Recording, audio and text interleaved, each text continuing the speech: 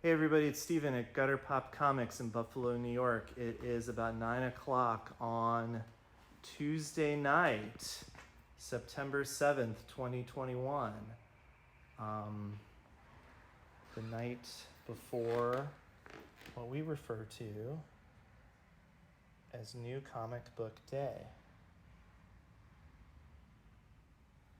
Now you're thinking, Steven, why do they call it New Comic Book Day? Well, historically, it's the day that the new comics come out and are released for purchase. Full disclosure, some of these are available on Tuesday, but we kind of just respect the tradition around here, so kind of keep it rocking every Wednesday. So if you see anything you like, I'm going to go through this week's new releases. Send us a DM. Call the shop, come down to the shop, 1421 Hurdle Avenue in Buffalo, New York. We can set stuff aside for you, order anything. We'll do pretty much whatever you want. One thing you cannot send us, though, is a basket full of heads. Content warning, this is a pretty gross horror book. I think maybe it's better to not flip through this one. Just, I think it's really violent.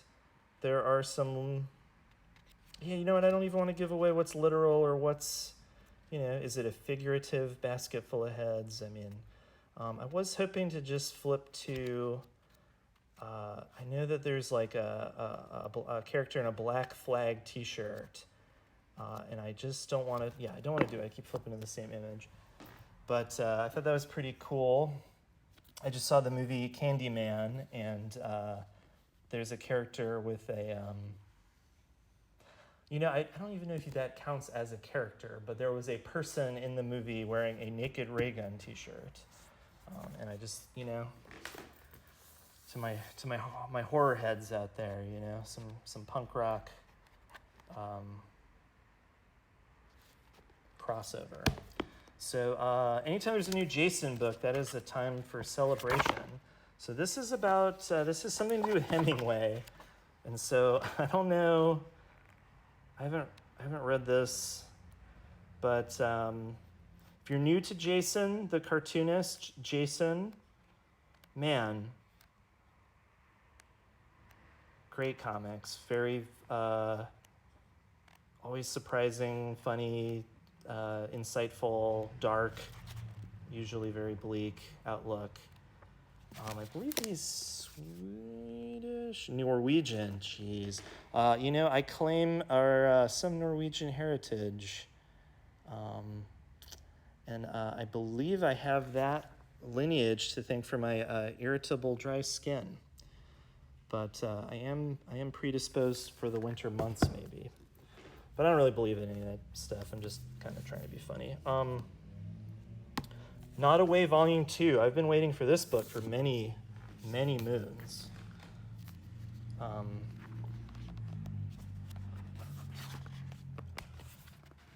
So I think Josh has really outdone himself. I loved the first volume. I'm a big fan. And this second volume, holy moly. Look at this thing.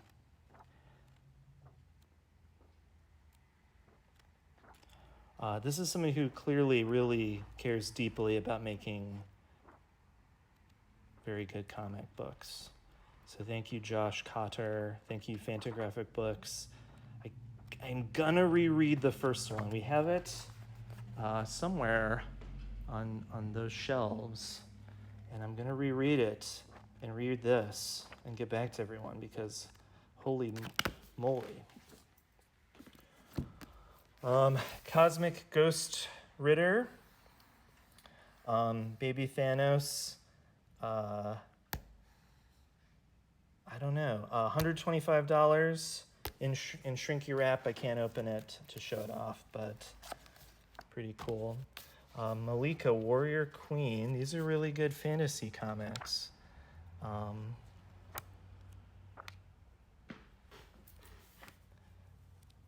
And if you like action fantasy and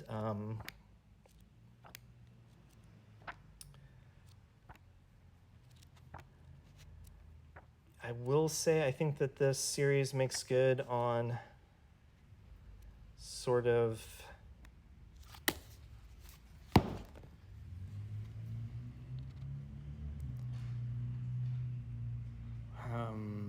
trying to get my thoughts together, but set in 15th century West Africa. So just, sometimes a fresh, an underused setting like that can really breathe a lot of life into a genre. Some cool visuals that you haven't seen before, and some cool perspectives. This is in shrink wrap, I can't open it. This is in shrink wrap, I can't open it. This is in shrink wrap, I can't open it. I will say that, to a lot of folks, this is volume 3 of Jack Kirby and Stan Lee's Fantastic Four series, maybe the greatest comic book series of all time. What a perfect gift. It's like $125 of Loki content for that Loki lover in your life. So consider maybe a great gift for someone. When I was a young person, I really liked the Polaris character. I read Peter David's X Factor, and I just thought it was so quippy and funny. But I also liked Kevin Smith movies a lot when at that age. So we're talking like 13, 14 maybe. Okay, everyone prepare yourself, because this could be a very good comic book. Consider the evidence before you as I flip the pages. It could be, hear me out, this comic might rule. The drawing is insane. Yeah.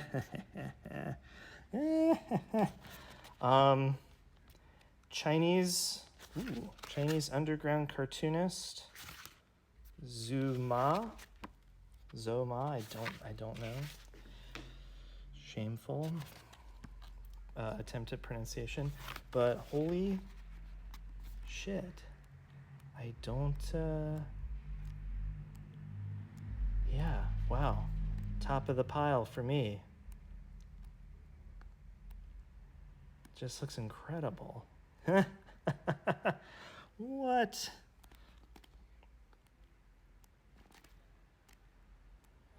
All right, I've probably spent too much time on this, but I don't know why, but this feels so fresh to me. Incredible. So looking forward to that. New volume of My Hero Academia, volume 29. I understand that in the shonen manga genre, if that is a genre, in the Japanese adventure comics medium, if it is a medium, that like sort of overcoming great obstacles and perseverance and like just striving to push yourself and make yourself a better person is like kind of the it's sort of like the hallmark. But man, I wish things would just get a little easier for our gang here. It's just like it's the last couple issues have just been real rough. Speaking of rough, can you imagine, so like for a lot of people, I think post-apocalyptic or like survival scenario fiction, it's like how would you stack up? Like, would you be able to, you know, cut a zombie's finger off and cut your own finger off and lure a zombie down a hallway with a fishing rod. I don't know if that happened in this comic. But you know, it's just like, you know, I would just die. I'm one of those people that, you know, there's no question. But yeah, do you think things go like, do you think things go well for, like, do you think this is like, there's no, you know, like the characters like come up with a plan, set out to execute it, and it just goes like perfect on the first try, you know? Do you think that's what happens in that comic, that like things just work out? The Joker meets Harley Quinn. The dark Yudges, creepy, Yudge Dread. Really oppressive artwork in this. Like really just nightmarish, and I'm seeing atomic bombs and gore. Just really kudos for some real bleak stuff. Art of, I can't pronounce his name, forgive me. Is it Basil Gogos? Incredible artist in Shrinky Wrap. In the Shrinky Dink, sadly, so I can't open it. I don't like the look of these two. More EC Comics goodness. I mean, if you're unfamiliar with EC Comics, they're sort of the gold standard for old, horror comics. It's sort of like a whole thing. Come into the shop, I'll show you some of the better reprints. This looks pretty great. I probably will say this in every video that this comes up, but I'm not a fan of some of the recoloring choices, but this one has some charm to it. It's not the typical color job for me for this stuff, but it has some of the things that I like and some of the things I don't like from these type of reissues. So, but I'm always happy to see that little freak, that little psycho.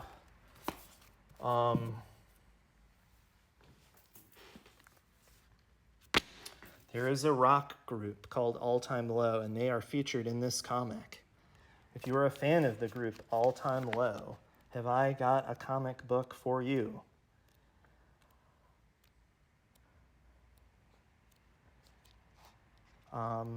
Shout me out. Tell me what song to listen to. I've never heard them, but I like that kind. I presume they're some sort of post-emo, post-hardcore, post-punk, post-genre group.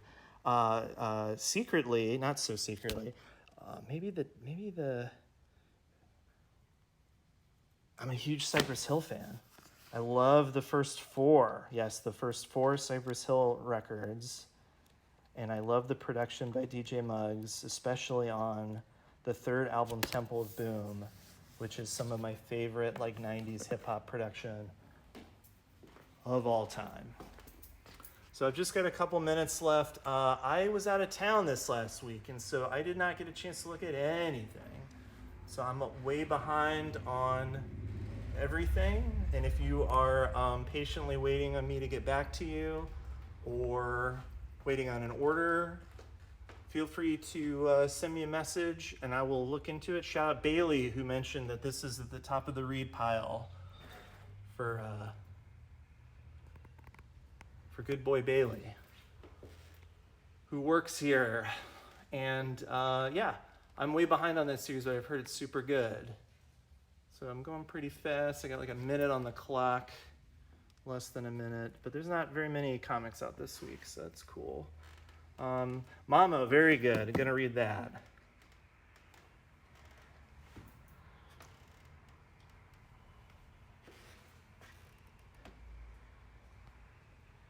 Send me a message if there's something I should be reading, something you're enjoying. Leave a comment, send a DM, engage with the store and me, your friend, Stephen Floyd, who works at Gutter Pop Comics, 1421 Hertel Avenue. All right, I'm going to shut this off, do the kids' stuff. Unless you're watching this on YouTube, then hello.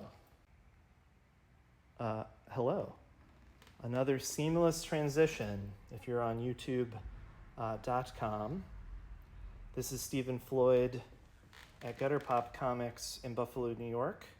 If you're on Instagram and seeing the kids' stuff, I'm going to go through the new kids' releases for this week. If you don't have a young person in your life that you're shopping for or are not a young person yourself, this might not be the